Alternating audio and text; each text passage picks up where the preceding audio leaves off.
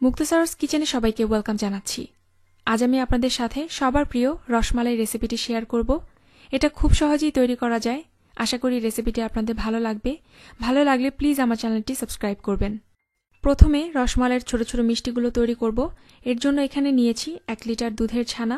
ছানার রেসিপি আমার চ্যানেলে আছে, প্রয়োজন হলে দেখে নিতে পারেন। এর লিঙ্কটা আমি ডেসক্রিপশন বক্সে দিয়ে দিব। ছানা ফ্রেশ না হলে কিংবা ছানায় পানি থাকলে মিষ্টি ভালো হবে না, শক্ত হয়ে যেতে পারে, ফেটেও যেতে পারে।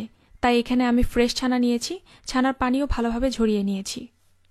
এখন ছানাগুলো ভালো করে মথে নিব যেন এটা সফট হয়ে যায়।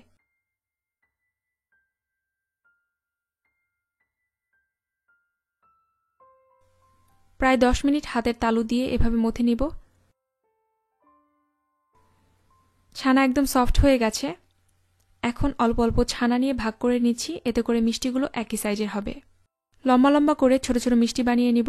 আপনারা চাইলে গোল করেও বানাতে পারেন।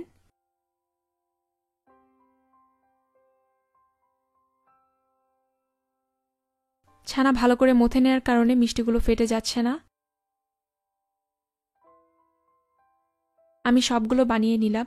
এখন চিনি শিরা তৈরি করব। পাতিলে আমি 5 কাপ পানি দিয়ে দিচ্ছি। চিনি দিয়ে দিচ্ছি 1.5 কাপ। চুলা হাই হিটে আছে। ঢেকে দিচ্ছি বলক আসার জন্য।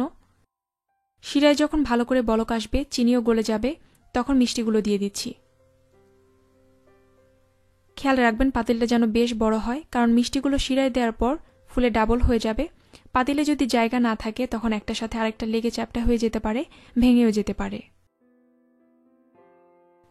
এখন চিনি শিরায় ঢাকনা দিয়ে ঢেকে জাল দিব 15 মিনিট। এই 15 মিনিট চুলা হাই হিটেই থাকবে। ঢাকনা খোলা যাবে না, কোনো কিছু দিয়ে নাড়াও যাবে না, কারণ ভেঙে যেতে পারে। মাঝে 1-2 বার পাতিল এভাবে একটু নাড়িয়ে দিব।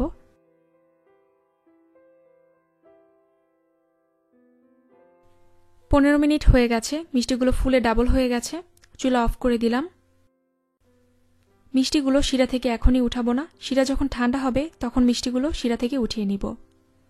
শিরা ঠান্ডা হতে থাক, এই ফাঁকে আমি মালাই তৈরি করে নিব। আরেকটা প্যানে আমি 2 লিটার দুধ দিয়ে দিচ্ছি।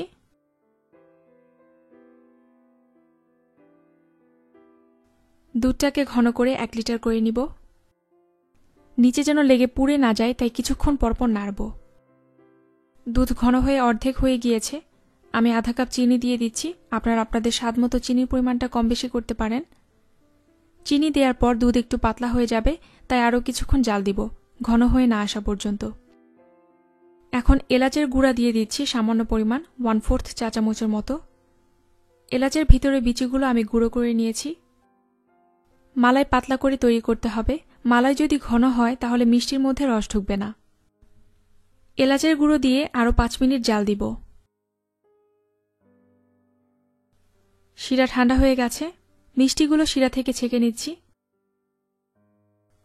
ভালোভাবে ছেঁকে নিতে হবে। মালাই গরম অবস্থায় মিষ্টিগুলো এর মধ্যে দিয়ে দিচ্ছি।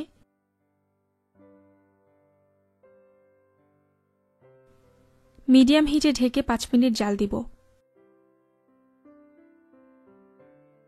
5 মিনিট হয়ে গেছে, চুলা অফ করে দিচ্ছি। এখন রসমালাই ঠান্ডা করে কমপক্ষে 4 থেকে 5 ঘন্টা ফ্রিজে রাখবো, তাহলে মালাই মিষ্টির মধ্যে ভালোভাবে ঢুকবে, রসমালাই খেতে জুসি আর সফট হবে। 5 ঘন্টা ফ্রিজে রাখার পর সার্ভ করছি। তৈরি হয়ে গেল মজাদার রসমালাই। উপরে পছন্দের বাদাম কুচি দিয়ে পরিবেশন করতে পারেন। ভেঙে দেখাচ্ছি এটা কতটা সফট হয়েছে।